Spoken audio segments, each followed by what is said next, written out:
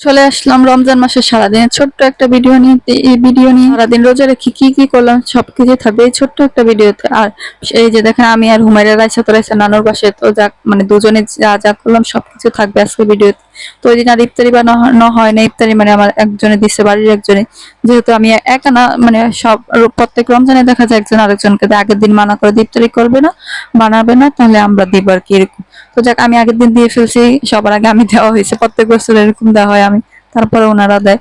তো যাক এই তো দেখতে দেখতে এটা ছিল সকালে, শুধু যেহেতু ইফতারি দিবে, ইফতারিতে বলছে যে বিরিয়ানি দিবে, তো যাক আমি আর ওই দিন ইফতারির আয়োজন করি নাই, শুধু এই যে মানে রান্নাটা করবো আর কি, ভাত আর তরকারিটা রান্না করবো।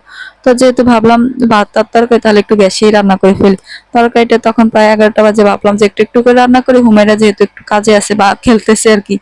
তো তখন এই যে মাছটা ভাজতে চলে আসলাম, মাছটা অনেক বড় ছিল, তাই মাঝখান দিয়ে একটু মানে কেটে নিলাম। তো আমি একটা দেখা যায় যে যা রান্না করি তাই থাকি, আর বেশি রান্না করলে আবার মানে ফালা যায়, অল্প রান্না করলেও থাকে, বেশি রান্না করলেও থাকে, কি একটা অবস্থা ভাই। তো যাক এই যে কড়াইটা দেখে অনেক হয়তো বা হাসবেন যে আপু ভাঙা কড়াইতে রান্না করতেছো, তো কি হয়েছে ভাঙা কড়াইতে রান্না করতেছে?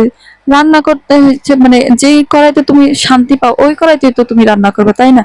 তো যাক এই তো সিমের বেশি সিমগুলো আমার মায়ের দিচ্ছিল, অনেকদিন হয়েছে, মানে প্রথম রোজায় মেবি আনছিল আর কি।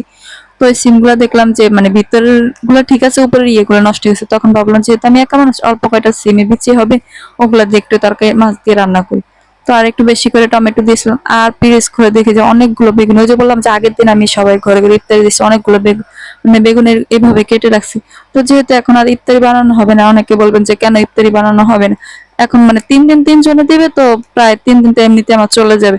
তো এই বেগুনগুলো নষ্ট হয়ে যায়, তাই ভাবলাম যে এই লোক দিয়ে দিয়ে মানে কি রান্না করতেছে আমি নিজেও জানি না, জগা খিচুড়ি মেবি মনে হয়। আর টমেটো ইচ্ছে করে আমি একটু বেশি করে দিচ্ছি, একটু টক মানে তরকারিটা যদি একটু টক টক হয় তাহলে ভালো লাগে খেতে। তো যাক তার জন্য একটু এই যে দেখেন কি রান্না করতেছে, আমি বললাম না আমি নিজেও জানি না। আর সিমগুলো অলরেডি সেদ্ধ হয়ে গেছে, ভালোই লাগছিল সিমগুলো তো তাড়াতাড়ি সেদ্ধ হওয়ার জন্য। তো যাক সিমগুলো যেহেতু সেদ্ধ হয়ে গেছে, এখন আমি মাছ দিয়ে দেবো, মাছ দিয়ে একটু মানে জিরের গুঁড়া ধনিয়া পাতা যেহেতু ছিল না বাসায়, জিরের গুঁড়া দিয়ে নামিয়ে নেবো আর কি। আর তরকারিটা খেতে খেতে ভালোই লাগতেছিলাম, ভাবছি যে কেমন না কেমন লাগবে যে এরকম জগা খিচুড়ি একটা তরকারি রান্না করা হয়েছে।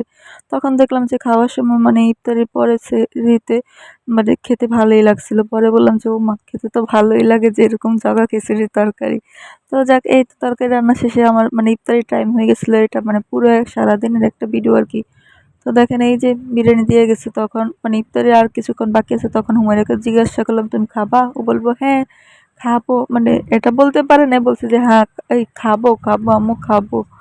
তো যাক এই যে দেখেন আমি ওকে মানে খাওয়াই দিচ্ছিলাম, আর কিছু এটা মানে ঝাল হয়, বিরিয়ানিটা ঝাল হয় নাই, সরি। তো যাক এই যে মাংসগুলো দেখেন, ও তো আর মাংস খেতে পারবে না।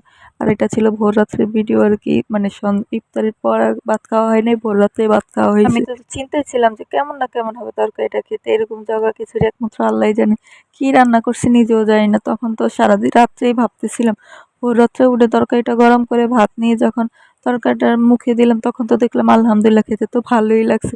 তো যাক আজকে ভিডিও